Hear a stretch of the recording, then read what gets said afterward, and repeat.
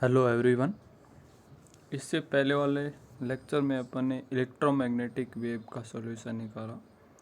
तो electromagnetic wave अपने पास किस प्रकार से आगे की तरफ गति करती हैं और किस प्रकार से अपने पास फ्री स्पेस के अंदर मोशन होता है उनका, तो वो अपने पास सॉल्यूशन निकालने के बारे में आज अपन जानेंगे कि इलेक्ट्रोमैग्नेटिक वेव की नेचर किस प्रकार की होती है, किस प्रकार के प्रकृति की होती हैं वो। तो फ्री स्पेस के अंदर फर्स्ट इक्वेशन जहाँ से फर्स्ट मैक्सवेल इक्वेशन से अपन लिख सकते हैं यहाँ पे डाइवर्जेंस ऑफ ई बराबर आपके पास कितना हो जाएगा, 0 हो जाएगा। तो कल जो फर्स्ट वाले लेक्चर में अपन ने सॉल्यूशन निकाला था इलेक्ट्रोमैग्नेटिक वेव का, तो इलेक्ट्रोमैग्नेटिक वेव के अंदर अपने पास मैग्नेटिक फील्ड कंपोनेंट और इलेक्ट्रिक फील्ड कंपोनेंट दोनों होते हैं। तो इलेक्ट्रिक फील्ड कंपोनेंट का जो सॉल्यूशन अपने पास आया था वो ये था। तो यहाँ से अपन इस इक्वेशन जो इलेक्ट्रिक फील्ड कंपोनेंट का जो सॉल्यूशन आया है उससे इस वाले इक्वेशन में अपन मान रखते हैं, तो आपके पास आता है ये वाला समीकरण आपको प्राप्त होता है। यहाँ पे जो ई वेक्टर 0 0 है इसके इक्वल टू आपके पास आ जाएगा यहाँ से ये वाला, यानी ये अपने पास एक्स वाई और जेड तीनों एक्सिस के अंदर इसके क्या हैं, कंपोनेंट्स हैं, ठीक है। और दूसरी बात जो अपने पास ग्रेडियंट ऑपरेटर है ये आपके पास होता है I cap del upon del X plus J cap del upon del Y plus K cap del upon del Z. अब के अपने पास होता है प्रोपोगेशन वेक्टर। तो प्रोपोगेशन वेक्टर के भी आपके पास तीनों डायरेक्शन के अंदर क्या होते हैं, कंपोनेंट्स होते हैं, एक्स वाई और जेड। इसी प्रकार अपने पास आर होता है क्या, पोजीशन वेक्टर, और ओमेगा अपने पास होती है एंगुलर वेलोसिटी, और टी होता है अपने पास टाइम।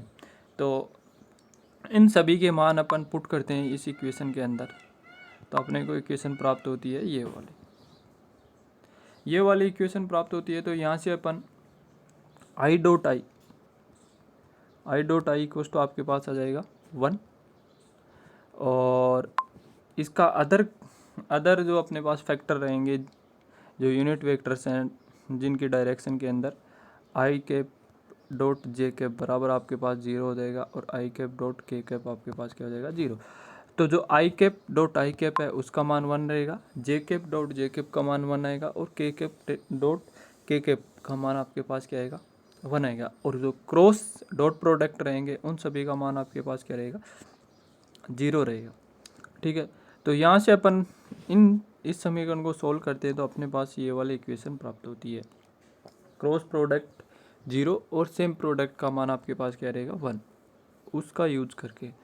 तो ये अपन निकालते हैं यहाँ पे, इसको अपन बाहर निकाल सकते हैं। ये अपने पास क्या है, कांस्टेंट टर्म है।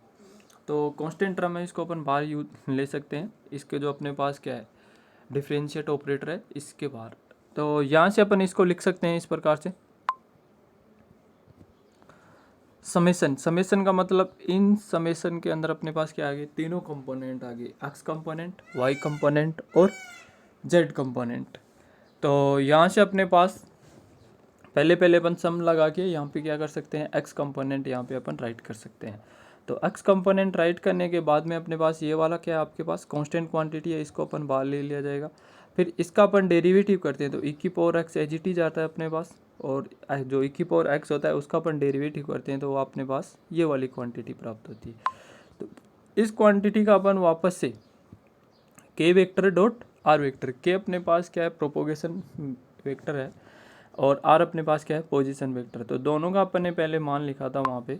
तो के बराबर आपके पास आया था के एक्स आई कैप प्लस के वाई जे कैप प्लस के जेड के कैप, और आर का मान आपके पास ये था। तो यहाँ से अपन के वेक्टर डॉट आर वेक्टर निकालते हैं। तो K vector dot R vector निकालने के बाद में इस इक्वेशन के अंदर अपन मान पुट करते हैं यहाँ पे। तो आपके पास जो y और z कंपोनेंट है ये अपने पास x के सापेक्ष इनका डिफरेंशिएट अपने पास क्या हो जाएगा, 0 हो जाएगा, और ये वाला जो x वाला कंपोनेंट है इसका डिफरेंशिएट होकर अपने पास क्या प्राप्त हो जाएगा, यहाँ से आईटा के एक्स।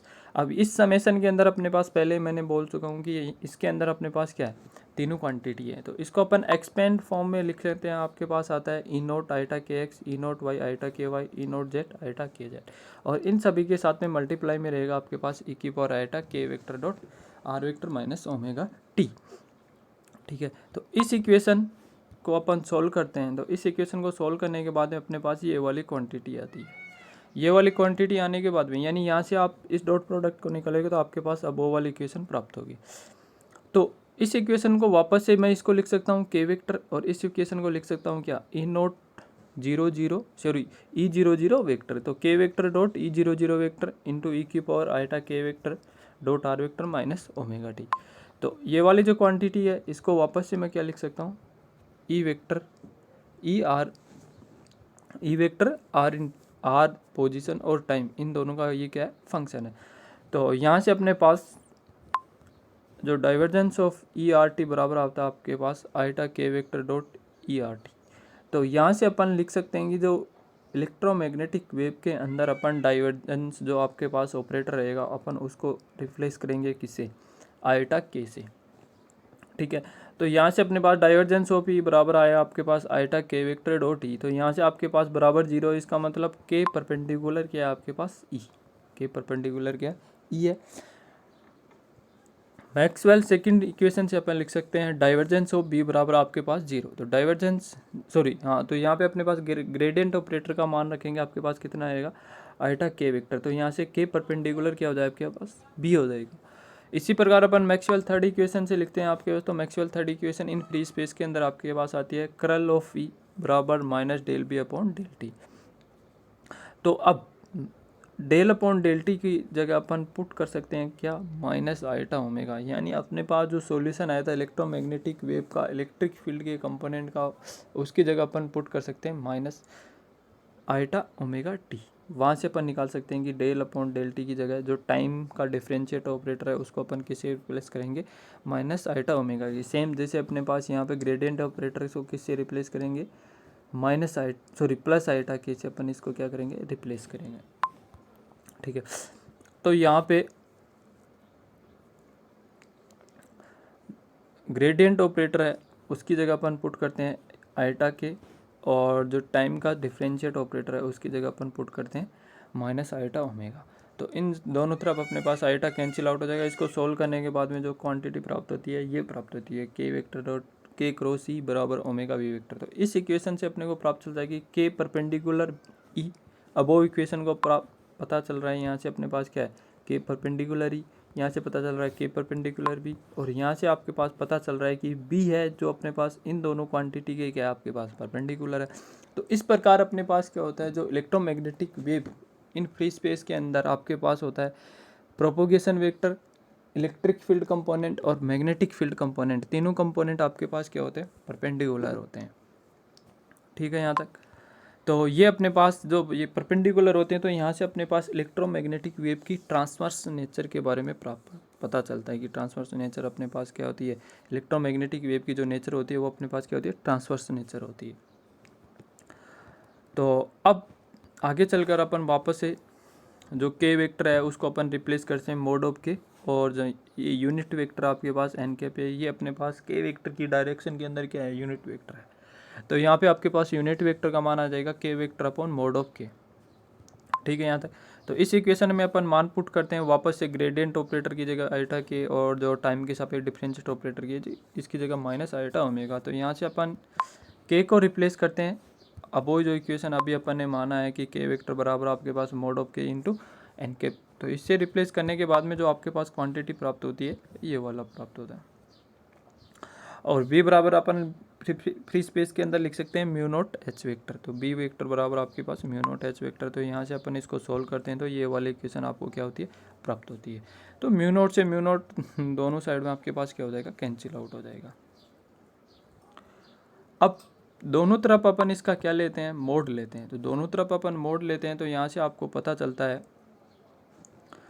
मोड लेने पर इसके यहाँ से अपने पास जो एन के और एच दोनों के बीच का जो आपके पास एंगल है वो अपने पास कितना था, 90 डिग्री था। यानी आपके पास ऊपर में जो अपन अभी ट्रांसवर्स नेचर के बारे में पढ़ा है वहाँ से आपके पास के vector perpendicular B vector perpendicular E vector, ये अपने को इक्वेशन प्राप्त हुई है। तो यहाँ से अपने पास जो एन केप और एच इन दोनों के बीच का एंगल अपने पास कितना है, 90 डिग्री है। तो इसको अपन लिख सकते हैं मोड ऑफ एच वेक्टर। और इधर आपके पास आ जाएगा मोड ऑफ ई वेक्टर। तो ओमेगा बराबर आपके पास होता है सी के, तो ओमेगा अपॉन के बराबर आपके पास आएगा सी। ठीक है, अब ई अपॉन एच का मान निकालते हैं फ्री स्पेस के अंदर, तो आपके पास आता है सी एप्सिलॉन नोट। तो सी का मान अपन पुट करते हैं वापस से, सी बराबर आपके पास होता है 1/√μ0 एप्सिलॉन नोट। इसका मान निकालते हैं तो ये वाला आता है।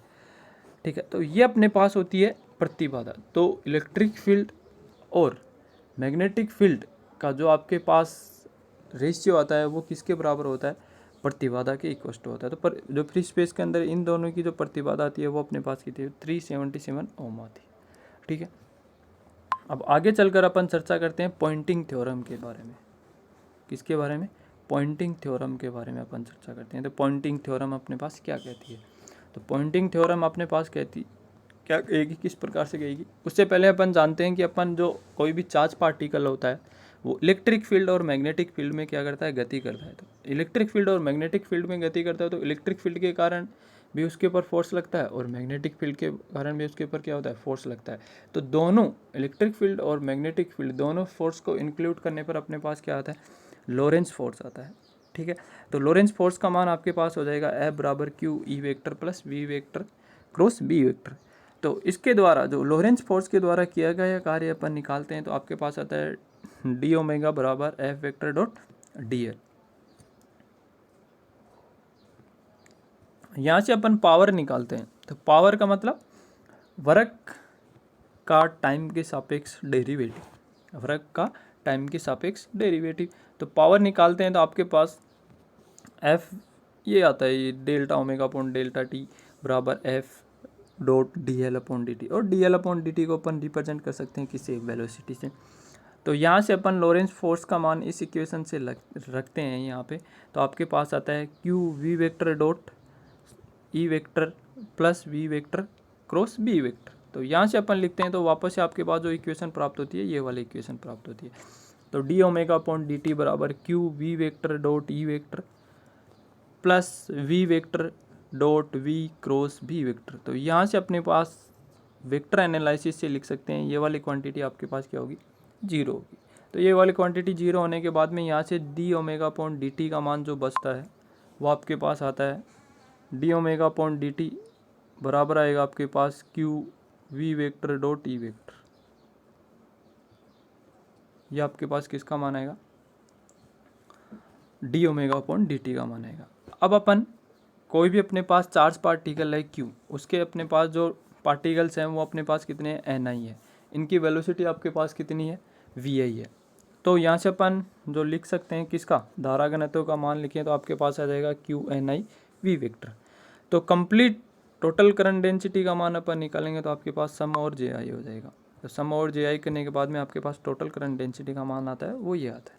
ठीक है, तो वापस अपन यहाँ पे जाते हैं इस वाले समीकरण में, जो अपने पास D omega upon D T का मान प्राप्त होएगा था, D omega upon D T बराबर आपके पास Q we vector dot E vector. तो यहाँ से अपन लिख सकते हैं D omega upon D T Q N I अपने पास क्या है, नंबर ऑफ पार्टिकल्स, जो चार्ज पार्टिकल हैं Q, into V I vector dot E vector. तो इसको जो अपन लिख सकते हैं ये अपने पास किसके बराबर है, टोटल करंट डेंसिटी के बराबर है। तो टोटल करंट डेंसिटी के बराबर है तो इसका मान आपके पास हो जाएगा D omega upon D T बराबर J vector dot E vector. तो जे वेक्टर और एक ई वेक्टर यहाँ से अपने पास किसके द्वारा, लॉरेंस फोर्स के द्वारा किया गया कार्य प्राप्त हुआ है। अब आगे चलते हैं अपन, ये अपने पास होती है इलेक्ट्रिक फील्ड के कारण एनर्जी डेंसिटी। किसके कारण, इलेक्ट्रिक फील्ड के कारण एनर्जी डेंसिटी, और ये अपने पास होती है मैग्नेटिक फील्ड के कारण एनर्जी डेंसिटी। इसको अपन ने समीकरण नंबर 2 दिया। अब अपन मैक्सवेल थर्ड इक्वेशन से लिखते हैं, ये अपने पास मैक्सवेल थर्ड इक्वेशन है। यहाँ से मैक्सवेल थर्ड इक्वेशन को अपन दोनों साइड से एच वेक्टर से डॉट प्रोडक्ट करवाते हैं। किसे, एच वेक्टर से अपन डॉट प्रोडक्ट करवाते हैं। तो यहाँ से आपके पास बी बराबर होता है आपके पास म्यू इंटू एच।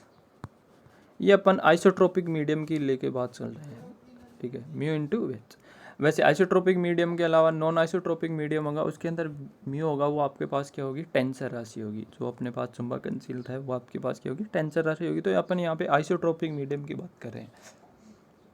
ठीक है, तो आगे चलते हैं अपन इसको जो सोल्व करते हैं तो अपने पास ये वाली क्वांटिटी प्राप्त होती है, इसको आगे सोल्व करते हैं तो ये वाले आपके पास इक्वेशन प्राप्त होती है। ठीक है, H vector dot del cross E vector बराबर minus del upon del T B square upon 2 mu. तो यहाँ से आपके पास बी स्क्वायर का टाइम के सापेक्ष डेरिवेटिव करोगे तो आपके पास सेम ये ऊपर वाली जो इक्वेशन है वो आपको प्राप्त होगी।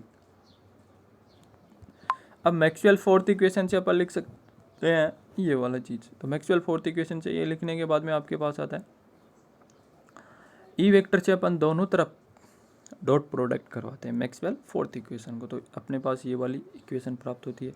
इस इक्वेशन को यहाँ पे सोल्व करने पर आगे इस इक्वेशन को अपन सोल्व करते हैं तो आपको प्राप्त होता है ये इक्वेशन आपके पास 4 प्राप्त होगी। तो इक्वेशन 3 कौन सी है आपके पास, ये वाले इक्वेशन 3 में से इक्वेशन 4 को अपन क्या करते हैं, माइनस करते हैं। इक्वेशन 3 में से इक्वेशन 4 को माइनस करते हैं तो आपको ये इक्वेशन प्राप्त होती है।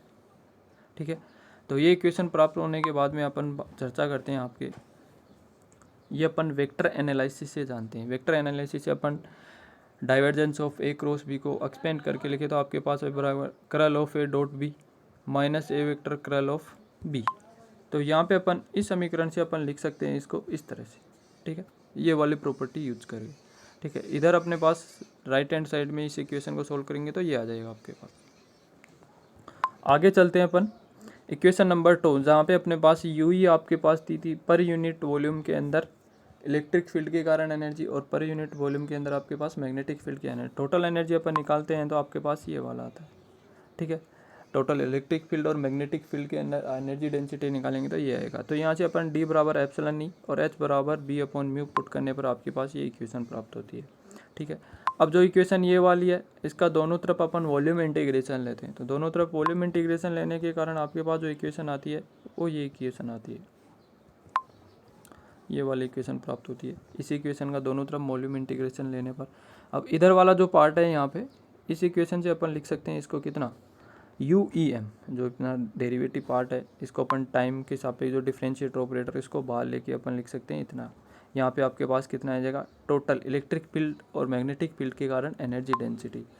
तो इलेक्ट्रिक फील्ड और मैग्नेटिक फील्ड के कारण एनर्जी डेंसिटी को अपन इस प्रकार से यहाँ पे पुट कर सकते हैं। और इधर की जो आपके पास क्वांटिटी है वो सेम क्वांटिटी यहाँ पे है। और ये वाली जो क्वांटिटी है, हाँ, इसके अंदर जो आपके पास लेफ्ट हैंड पार्ट है यहाँ पे अपन गोस डाइवर्जेंस थ्योरम यूज करते हैं। तो गोस डाइवर्जेंस थ्योरम अपने पास क्या होती है, सरफेस इंटीग्रेशन से अपन वॉल्यूम इंटीग्रेशन में और वॉल्यूम इंटीग्रेशन से कहाँ पे जा सकते हैं, सरफेस इंटीग्रेशन में। तो यहाँ से अपन जा रहे हैं वॉल्यूम इंटीग्रेशन से सरफेस इंटीग्रेशन। वॉल्यूम इंटीग्रेशन से सरफेस इंटीग्रेशन में जाने पर आपके पास इसके बराबर ये प्राप्त होता है। ठीक है, तो दोनों मान अपन यहाँ पे पुट करने के बाद में जो इक्वेशन प्राप्त होती है ये वाली इक्वेशन अपने को प्राप्त होती है। और यहाँ से अपने पास ई वेक्टर डॉट जे बराबर अपन डी वी बराबर लिख सकते हैं यहाँ से D omega upon D T, जो आपके पास फर्स्ट में अपन ने निकाला था ये वाला D omega sorry D W upon D T बराबर J vector dot T vector. Total volume के कारण अपन बात कर रहे हैं यहाँ पे। तो टोटल वॉल्यूम के कारण ये वाली इक्वेशन आपको क्या होगी, प्राप्त होगी। ठीक है, इसकी जगह ये वाला पुट किया, इसकी जगह वहाँ से अपने पास टोटल इलेक्ट्रिक फील्ड और मैग्नेटिक फील्ड के कारण एनर्जी डेंसिटी। तो इस इक्वेशन को अपन सोल्व करते हैं तो ये आपको प्राप्त होता है। अब इस जो ई क्रॉस एच को अपन यहाँ पे एस से डिनोट करें, एस बराबर आपके पास आएगा एस वेक्टर बराबर E vector cross H vector. ये कहलाता है आपके पास पॉइंटिंग वेक्टर। क्या कहलाता है, पॉइंटिंग वेक्टर। तो इसको अपन एस वेक्टर से अपन पुट करने के बाद में यहाँ से अपन ये वाली इक्वेशन प्राप्त होती है। ठीक है, तो इस इक्वेशन को देखने पर अपने को पता चल रहा है कि आयतन V के अंदर electric magnetic potential energy, electric field और मैग्नेटिक फील्ड की टोटल पोटेंशियल एनर्जी का टाइम के रेस्पेक्ट में हुई कमी, समय के सापेक्ष विद्युत चुंबकीय स्थितिज ऊर्जा में हुई कमी, लोरेंज बल द्वारा किया गया कार्य में समय के सापेक्ष हुआ परिवर्तन और विद्युत चुंबकीय